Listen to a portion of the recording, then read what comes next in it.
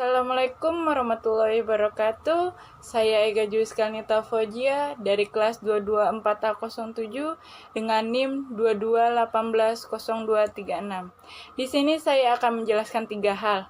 Yang pertama, fungsi dari frontliner. Yang kedua, proses penanganan tamu. Yang ketiga, cara menangani tamu yang komplain. Berikut penjelasannya. Yang pertama, fungsi dari frontliner. Apa itu frontliner? Frontliner merupakan sebuah kategori pekerjaan di dalam suatu perusahaan seperti perbankan dan jasa-jasa lainnya.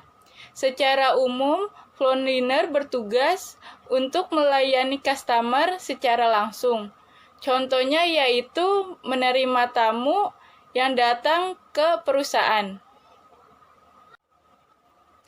Selanjutnya, di sini saya akan menjelaskan cara greeting ke tamu yang datang ke sebuah perusahaan. Cara penerimaan tamu di sebuah perusahaan pasti berbeda-beda. Hal yang harus diingat dalam penerimaan tamu yaitu tamu diwajibkan melaporkan diri terlebih dahulu ke bagian penerimaan tamu. Dan penerima tamu harus menanyakan keperluan tamu secara ramah dan sopan. Jika tamu ingin bertemu seseorang, tamu diharuskan menunggu terlebih dahulu sebelum dipertemukan kepada orang yang ingin ditemuinya. Apabila ada tamu yang datang memiliki kedudukan yang tinggi atau pejabat tinggi pemerintah, tidak diharapkan bahwa ia harus menunggu lama. Maka dari itu, penerima tamu harus segera mengantarkan tamu tersebut kepada orang yang akan dijumpai. Yang kedua, proses penanganan tamu. Di dalam proses penanganan tamu, itu ada tata caranya. Yang pertama, tamu datang. Pada saat tamu datang, tamu diharuskan melaporkan diri ke bagian penerimaan tamu. Yang kedua, tamu diharuskan mengisi buku tamu. Yang ketiga, tamu akan diberikan kartu tamu atau visitor.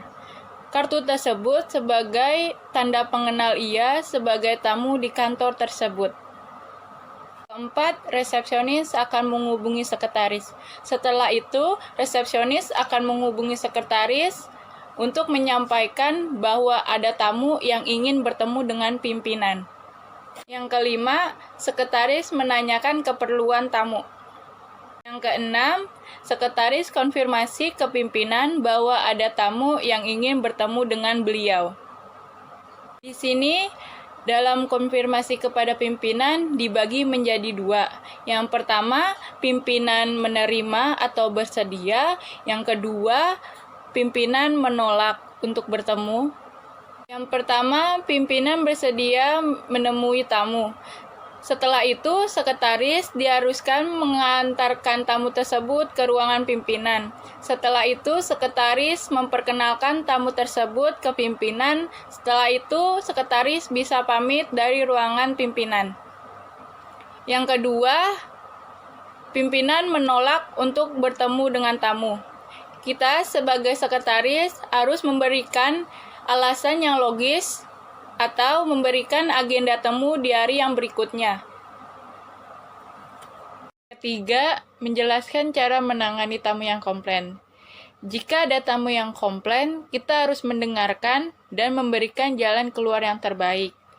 Contohnya, misalkan ada tamu yang ingin bertemu dengan pimpinan, tapi pimpinan tidak bisa menemuinya karena urusan lain, berilah alasan atau membuat agenda temu di hari yang akan datang. Sekian dari penjelasan saya, mohon dimaafkan jika ada kesalahan. Saya Ega Juliskanita Fojia. Wassalamualaikum warahmatullahi wabarakatuh.